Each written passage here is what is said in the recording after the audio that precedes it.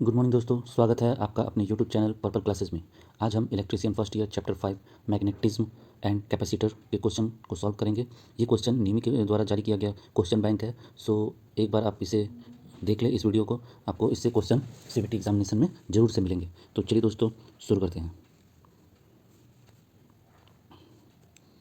पहला क्वेश्चन क्या बोलता है? Calculate the capacitance value in the circuit, यानी परिपथ में कुल संधारिता कितनी है। ठीक है, तो देखिए दोस्तों, चूँकि हम लोग जानते हैं कि कैपेसिटेंस जो है वो क्या है, सीरीज में है। ये तीनों क्या है, सीरीज में है। तो सीरीज का होता है 1/CT टोटल कैपेसिटेंस बराबर 1/C1 plus 1/C2 plus 1/C3। ये C3 क्यों? क्योंकि कैपेसिटेंस 3 दिया हुआ है, 1 2 3। ठीक है, C1 क्या है, 1/30, 1/10 और 1/30। एलसीएम लीजिए 30, ये हो जाएगा 1, ये हो जाएगा 10 यानी 3, और ये 1, 3 2 5, 5/30 यानी कि 1/6। 5 से 30 कट जाएगा ना, तो 6 हो जाएगा। इसीलिए 1/CT बराबर हो गया 1/6, यानी कि टोटल कैपेसिटेंस कितना हो गया, 6 माइक्रो फराड। ओके, यहाँ पे ऑप्शन देखिए, option number B is right answer. चलिए क्वेश्चन नंबर 2 देखिए। What is the unit of capacitance? Capacitance की यूनिट क्या होती है? तो कैपेसिटेंस का यूनिट होता है farad. This is the right answer. Question number 3, what is the capacitance value of capacitor that requires 0.5 coulomb to charge 35 volt. बोल रहा है कि कैपेसिटेंस वैल्यू क्या होगी, कैपेसिटर की कैपेसिटेंस वैल्यू क्या होगी अगर उसका जो क्यू कितना दिया हुआ है, 0.5 कूलम्ब, और वोल्ट कितना दिया हुआ है, 35 वोल्ट। हम लोग जानते हैं कि Q equals to C V होता है, एक फार्मूला है Q equals to C V. तो यहाँ देखिए,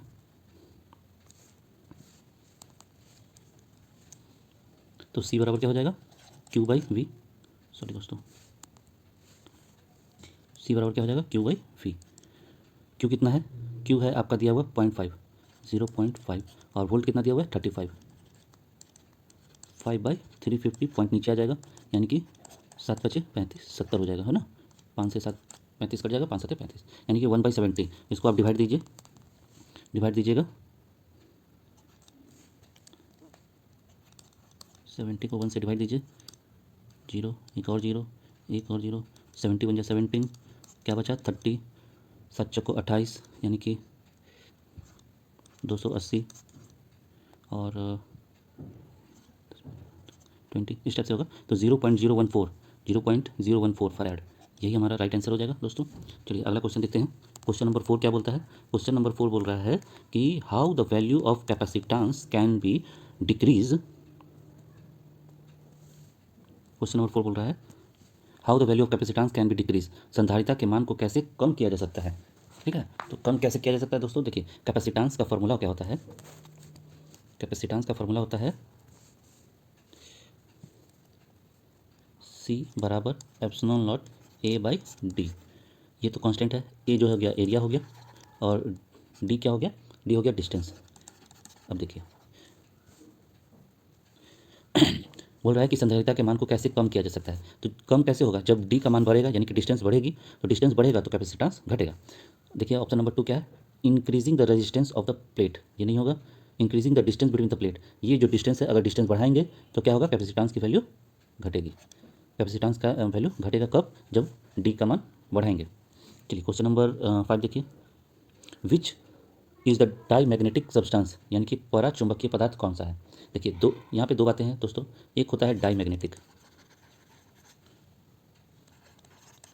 एक होता है पैरामैग्नेटिक। दोनों में अंतर क्या होता है? डाई मैग्नेटिक जो होता है, ये एक डाई मैग्नेटिक कोई मटेरियल है, अगर उसको चुंबकीय क्षेत्र में लाएंगे तो क्या होता है कि वो कम आकर्षित होता है, और कम आकर्षित होने के साथ साथ ये अपोजिट डायरेक्शन में होता है। मान लीजिए कि चुंबक मैग्नेटिक फील्ड इस लाइन में है, तो इसका अट्रैक्शन जो होगा वो अपोजिट डायरेक्शन में होगा, और बहुत ही कम होगा, बहुत ही कम होगा। पैरामैग्नेटिक में क्या होता है कि अट्रैक्शन तो होता है, तो कम ही होता है अट्रैक्शन, लेकिन ये सेम डायरेक्शन में होता है। ठीक है, ये सेम मैग्नेटिक फील्ड के डायरेक्शन में ही इसका अट्रैक्शन होता है। एक होता है फेरोमैग्नेटिक, तीसरा होता है फेरोमैग्नेटिक। फेरोमैग्नेटिक में क्या होता है दोस्तों कि इसका अट्रैक्शन बहुत ज़्यादा होता है, कोई मटेरियल है, कोई मैटर है, कोई मटेरियल है, अगर उसको मैग्नेटिक फील्ड मिलाएंगे तो डायरेक्शन भी सेम होगा और बहुत ज़्यादा अट्रैक्शन होगा। चलिए तो अभी हम बात करते हैं डाईमैग्नेटिक का। डाईमैग्नेटिक में एक ही डायरेक्शन में होगा और अपोजिट डायरेक्शन में होगा।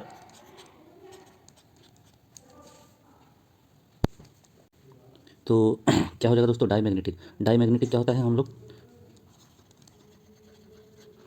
डाईमैग्नेटिक कम आकर्षित होता है मैग्नेटिक फील्ड में। सबसे कम होता है इसमें वाटर है, स्टील तो होगा, प्लेटिनम भी होगा, एयर तो होता ही है, आयोनाइज हो जाता है, और वाटर सबसे कम आकर्षित होता है। और ये मैग्नेटिक फील्ड में कम आकर्षण होने के साथ साथ ये अपोजिट डायरेक्शन में जाता है। ठीक है, तो हमारा ऑप्शन हो जाएगा डाईमैग्नेटिक में वाटर।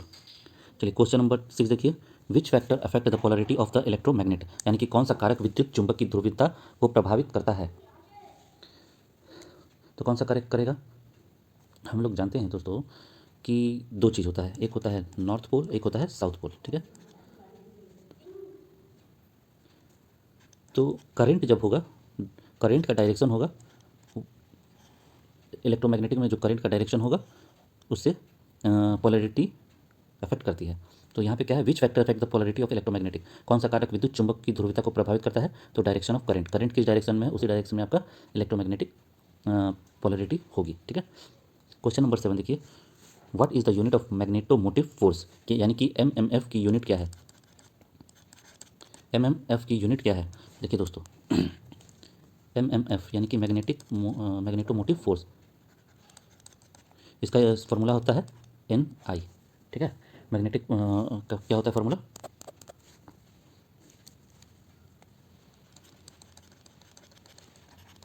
एन आई। एन बराबर क्या होता है, नंबर ऑफ टर्न्स, और आई बराबर क्या होता है, करेंट। नंबर ऑफ टर्न्स को क्या लिखते हैं, टर्न, और करंट का यूनिट क्या होता है, एम्पियर, हम लोग जानते हैं एम्पियर होती है। इस तरह से मैग्नेटोमोटिव फोर्स का क्या हो गया, एम्पियर टर्न। क्या हो गया दोस्तों, एम्पियर टर्न, ऑप्शन सी सही है।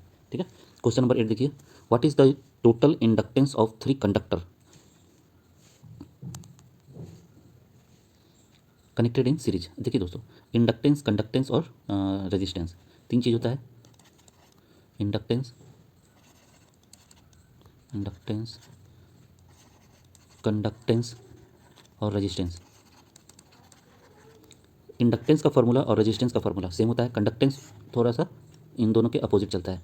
अगर ये दोनों सीरीज में है तो दोनों का फार्मूला एक जैसा होगा, और पैरेलल में है तो एक जैसा होगा। अब हम लोग देखते हैं कि इंडक्टेंस का क्या फार्मूला होता है।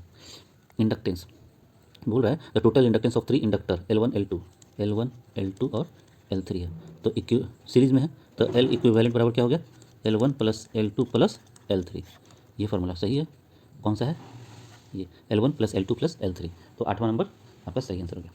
क्वेश्चन नंबर 9 देखिए, what is the unit of परमियंस, यानी कि परमियंस की इकाई क्या है। देखिए दोस्तों, परमियंस बराबर होता है, परमियंस बराबर होता है flux by M M F. अभी हम लोगों ने देखा एम एम एफ का क्या होता है, एम एम फ्लक्स का तो हो जाता है, फ्लक्स का क्या होता है, वेबर, और एम एम एफ का क्या होता है, एम एम एफ का होता है एम्पियर टर्न। देखा है अभी हम लोगों ने, तो इसका क्या हो जाएगा, देखिए वेबर एम्पियर टर्न, ये सही आंसर है। ठीक है, परमियंस बराबर होता है फ्लक्स बाई एमएमएफ, एमएमएफ का होता है एम्पियर टर्न और फ्लक्स का होता है वेबर, तो वेबर पर ampere turns is the right answer. चलिए दोस्तों, क्वेश्चन नंबर 10 देखिए, क्वेश्चन नंबर 10 कहता है which rule is apply to find the direction of magnetic field in the solenoid coil. परिनालिका में कुंडली में चुंबकीय क्षेत्र की दिशा खोजने के लिए कौन सा नियम लागू किया जाता है। तो इसमें कौन सा है, देखिए चुंबकीय क्षेत्र है, ठीक है, चुंबकीय क्षेत्र की दिशा, तो ये होता है राइट हैंड पाल्म रूल। ठीक है, दाहिने हाथ की हथेली का नियम जो होता है वो किसके लिए होता है, चुंबकीय क्षेत्र की दिशा प्राप्त करने के लिए। थंब होता है मैग्नेटिक फील्ड, और ये जो होता है हम लोग पाम जो चारों उंगली मोड़ते हैं, तो ये बताता है मैग्नेटिक फील्ड और ये बताता है उसकी डायरेक्शन। ठीक है, सॉरी, ये बताता है करंट और ये बताता है जिस डायरेक्शन में हम लोग हाथ मोड़ रहे हैं वो मैग्नेटिक फील्ड की दिशा बताता है। ओके, चलिए क्वेश्चन नंबर 11 देखिए, calculate the total value of capacitance of series capacitor circuit. अभी हम लोगों ने थोड़ा देर पहले ही देखा था, क्योंकि ये सीरीज़ में है, देखिए सीरीज़ में है, इसका फार्मूला क्या लगता है, सीरीज़ वाले का फार्मूला लगेगा 1/C इक्विवेलेंट बराबर 1/C1 plus 1/C2 plus 1/C3। अब देखिए यहाँ क्या दिया है, 1/10 प्लस 1/10 प्लस 1/20, ठीक है। एलसीएम लीजिए, 20 होगा, 2 2 1, 5/20 यानी कि 1/4। तो ये हो जाएगा 1/c इक्विवेलेंट बराबर 1/4, यानी कि c इक्विवेलेंट कितना हो गया, 4 microfarad. This is the right answer. Question number 12 क्या बोलता है, what precaution to be taken before connecting the difference voltage rating capacitor in series. बोल रहा है श्रृंखला में विभिन्न वोल्टेज रेटिंग संधारित्रों को जोड़ने से पहले क्या सावधानी बरतनी चाहिए। देखिए दोस्तों, हम लोग जानते हैं कि कैपेसिटेंस बराबर होता है Q/V, यानी कि V क्या है, वोल्टेज ड्रॉप, वोल्टेज ड्रॉप है। तो हम लोग यहाँ पे देखिए एक है ना voltage drop, each capacitor voltage drop must be less than it's voltage rating. तो ये वोल्टेज ड्रॉप का हो जाएगा दोस्तों ऑप्शन नंबर बी। चलिए आगे देखिए, question number 13, which material is the paramagnetic substances. अभी हम लोगों ने दोस्तों थोड़ी देर पहले पढ़ा, क्या पढ़ा, डाई मैग्नेटिक, पारामैग्नेटिक और फेरोमैग्नेटिक। तो पारामैग्नेटिक के बारे में क्या बताया था हमने, पारामैग्नेटिक जो होता है, पारामैग्नेटिक जो होता है अट्रैक्ट तो होता है मैग्नेटिक फील्ड में, सेम डायरेक्शन में भी होता है, बट क्या होता है, कम अट्रैक्ट होता है, लेस अट्रैक्टिव। इसमें देखिए लीड वायरिंग, तांबा, बिस्मथ, ग्रेफाइट। तो कॉपर जो होगा वो इसका आंसर हो जाएगा दोस्तों। Copper is the paramagnetic substance. Question number 14 देखिए, what is the part marked as x in BH curve. चलिए दोस्तों इसको देखते हैं हम लोग।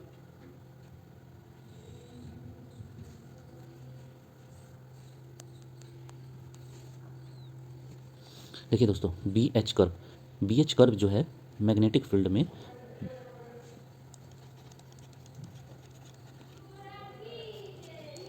इसको हिस्टेरेसिस लॉस भी बोलते हैं, हिस्टेरेसिस कर्व,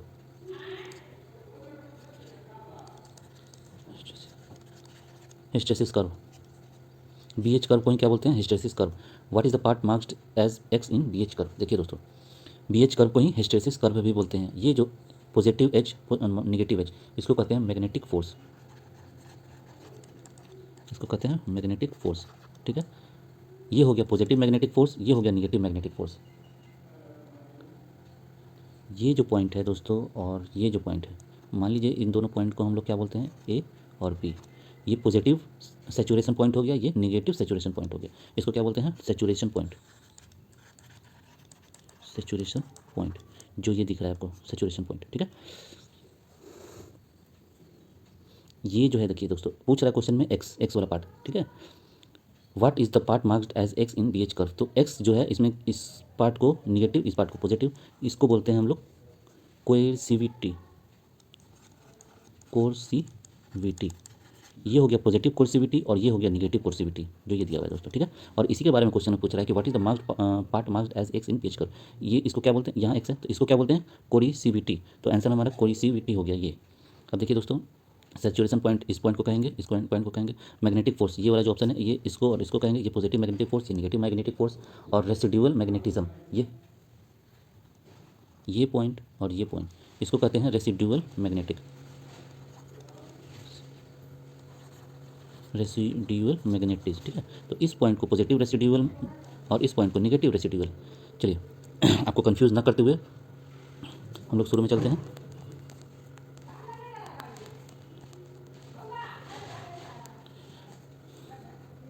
ये जो पॉइंट है इसको हम लोग कहते हैं पॉजिटिव, ये निगेटिव, इसको कहते हैं कोर्सिविटी,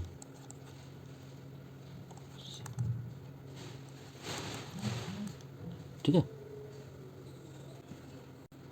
चलिए दोस्तों क्वेश्चन नंबर 15 क्या बोलते हैं, what is the similar term in magnetic circuit for conductance in electric circuit. विद्युत परिपथ में चालकता के लिए चुंबकीय सर्किट में समान शब्द क्या है। तो ये होता है दोस्तों परमियंस, ठीक है।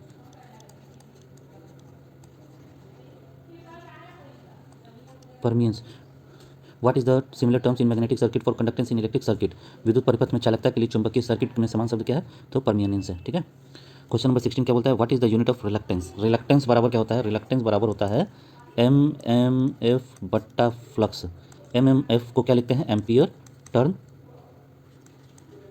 बट्टा फ्लक्स को लिखते हैं वेबर, ठीक है। एमएमएफ अभी हम लोगों ने पढ़ा है, एम्पियर टर्न होता है और फ्लक्स का क्या होता है, वेबर। तो देखिए एम्पियर टर्न बटा वेबर, ये ऑप्शन नंबर सी सही है। क्वेश्चन नंबर 17 बोलता है which is the correct expression of capacitance C if the electric charge is Q and voltage is V. देखिए कैपेसिटेंस का बोल रहा है, तो सी बराबर क्या होता है, क्यू बटा वी। अभी हम लोगों ने थोड़ी देर पहले पढ़ा था, सी बराबर क्यू बाई वी, तो क्यू बाई वी हो जाएगा। ठीक है। क्वेश्चन नंबर 18 देखिए, how can you increase the pulling strength of an electromagnet. आप एक विद्युत चुंबक की खींचने की ताकत कैसे बढ़ा सकते हैं। तो ये कैसे बढ़ा सकते हैं, मैग्नेटिक फील्ड के इंटेंसिटी को बढ़ाने पर। अगर मैग्नेटिक फील्ड की इंटेंसिटी को बढ़ाएंगे तो मैग्नेटिज्म, उसका इलेक्ट्रोमैग्नेटिज्म बढ़ेगा। तो आंसर हो जाएगा ये ए नंबर।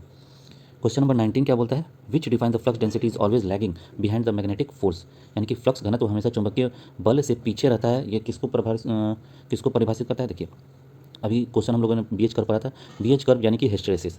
तो हिस्टेरेसिस का मतलब ही होता है लैगिंग बिहाइंड, हिस्टेरेसिस का मतलब ही होता है लैगिंग बिहाइंड। तो जहाँ भी आपको lagging behind the magnetic force दिखेगा उसका मतलब हो जाएगा किसकी बात हो रही है, हिस्टेरेसिस की बात हो रही है। हिस्टेरेसिस का मतलब होता है लैगिंग बिहाइंड। क्वेश्चन नंबर 20 देखिए, what is the effect of surrounding metal placed in magnetic field. कोई मैग्नेटिक फील्ड है,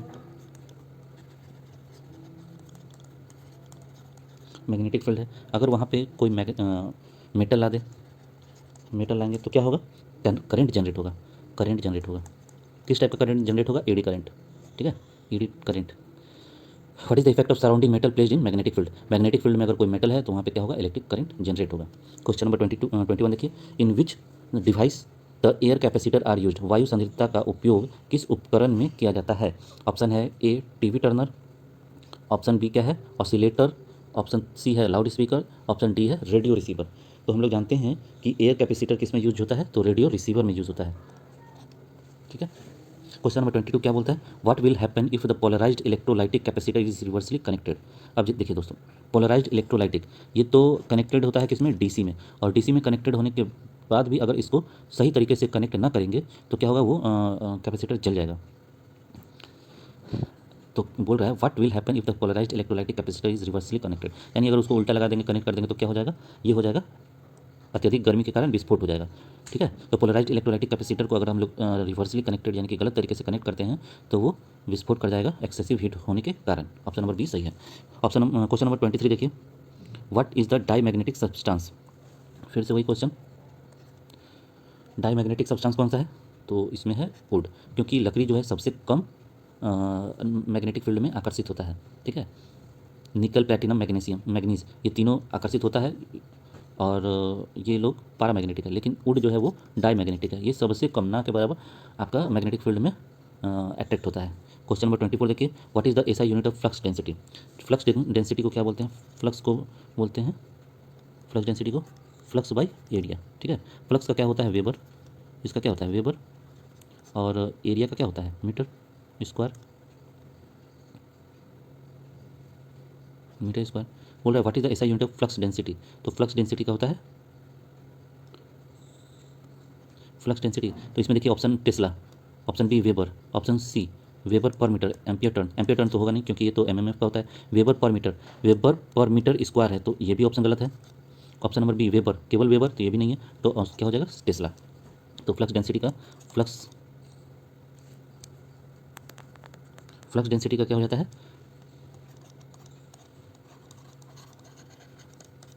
फ्लक्स डेंसिटी का होता है टेस्ला। एलन मस्क वाला टेस्ला नहीं, ये है फ्लक्स डेंसिटी का ऐसा यूनिट होता है टेस्ला। चलिए क्वेश्चन नंबर 25 देखिए, what indicate the shape of a BH curve of material. यानी कि पदार्थ का बीएच वक्र हिस्टैरिसीस लूप के आकार क्या दर्शाते हैं। तो अभी हम लोगों ने पढ़ा था कि मैग्नेटिक प्रॉपर्टी ऑफ मटेरियल यही बताता है ना, किसी मटेरियल का मैग्नेटिक प्रॉपर्टी जो है वो बीएच कर्व बताता है, इस टाइप से कर्व रहता है। ठीक है। मैग्नेटिक प्रॉपर्टी यहाँ पे होती है, तो मैग्नेटिक प्रॉपर्टी ऑफ मटेरियल क्या बताता है, हिस्टैरिसीस लूप में बताता है।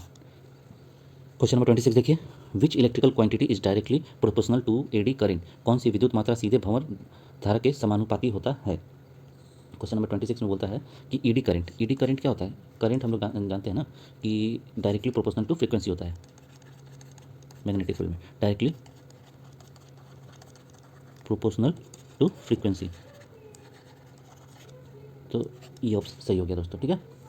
कौन सी विद्युत मात्रा जो है ईडी करंट पावर के समानुपाती होती है? तो फ्रीक्वेंसी। ओके, क्वेश्चन नंबर 27 देखिए, which is the cause for changing the permeability?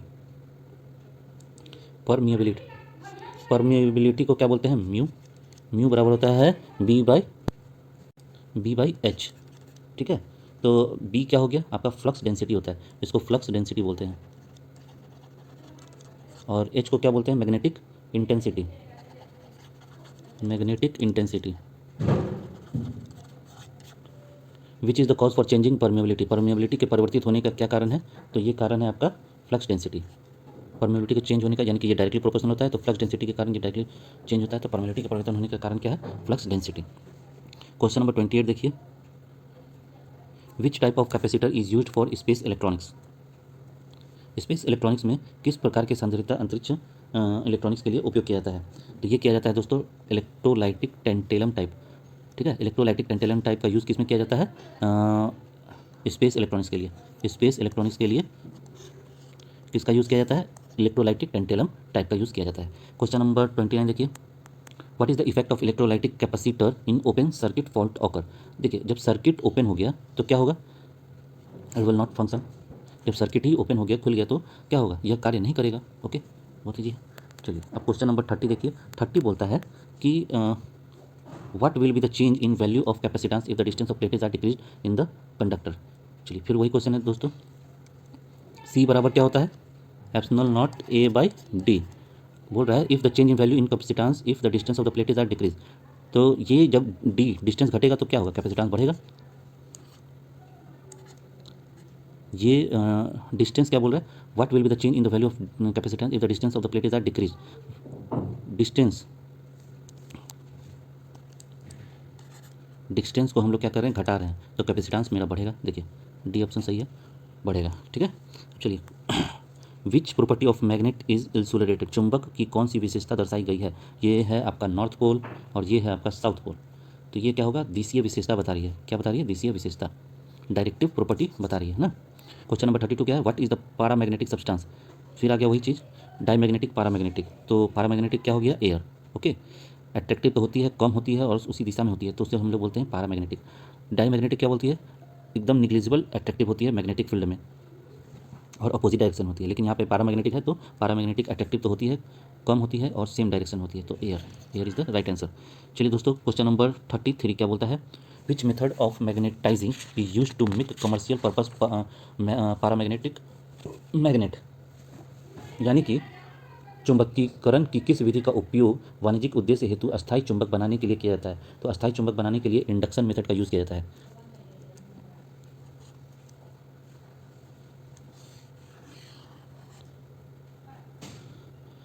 अस्थायी चुंबक बनाने के लिए इंडक्शन मेथड का यूज़ किया जाता है। Question number 34 what is the effect of inductance if the distance between the turns increases?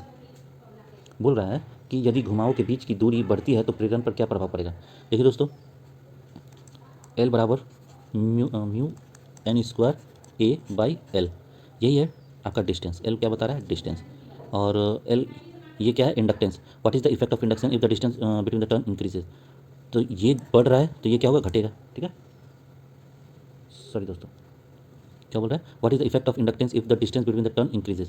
तो ये बढ़ेगा, तो ये भी बढ़ना चाहिए, घटना चाहिए। देख लीजिए, देखते हैं दोस्तों, इसको अगले क्लास में हम लोग बताएंगे। ऑप्शन से तो ये डिस्टेंस बढ़ेगा, तो इंडक्टेंस मेरा घटना चाहिए। निम्न के आंसर में ये दिया हुआ है आपका इंक्रीज। सो अगले क्लास में इसको हम लोग देखेंगे। चलिए क्वेश्चन नंबर 35 देखिए, what is the function of dielectric insulator in capacitor? बोल रहा है कि संधारित्र में पराविद्युत कुचालक का कार्य क्या होता है? तो ये क्या करता है? प्लेटों के बीच किसी भी धारा प्रवाह को रोकता है। देखिए मान लीजिए कि कोई पॉजिटिव और निगेटिव चार्ज है, ये पॉजिटिव निगेटिव क्या है? चार्ज है। अगर इसमें कोई डाई इलेक्ट्रिक इंसुलेटर डाल दिए तो क्या होगा? ये डाई इलेक्ट्रिक है ना, डाई इलेक्ट्रिक इंसुलेटर है, तो ये क्या करेगा? प्लेटों के बीच किसी भी धारा प्रवाह को रोकेगा, है ना। ये चार्ज है, ये चार्ज है, अगर उसमें डाई इलेक्ट्रिक डाल देंगे तो क्या होगा? Prevent any current flow between the plates. तो देखिए prevent any current flow between the plates, ये ऑप्शन भी सही हो जाएगा। चलिए दोस्तों क्वेश्चन नंबर 36 देखिए, which factor is determining the value of capacitance in capacitor?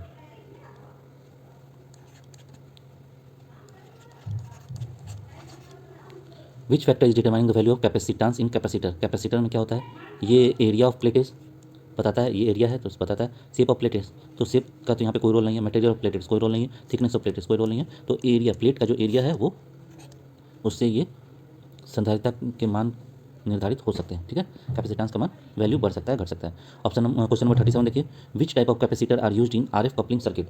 RF coupling circuit में किस प्रकार के कैपेसिटेंस का यूज़ किया जाता है, तो ये किया जाता है मोनोलिथिक। चलिए दोस्तों, आज हम लोगों ने इलेक्ट्रीशियन फर्स्ट ईयर का चैप्टर 5 मैग्नेटिज्म एंड कैपेसिटर के क्वेश्चन बैंक को सॉल्व किया है। ये सब क्वेश्चन को आप देख लीजिए एक बार, सीबीटी एग्जामिनेशन के पहले एक बार आप इस वीडियो को जरूर देख लीजिए, इनसे क्वेश्चन आने ही आने हैं। तो चलिए दोस्तों, अगले वीडियो में मिलते हैं। तब तक आप इस पढ़ाई करते रहिए और वीडियो को जरूर देखें। ठीक है, तो चलिए फिर बाय।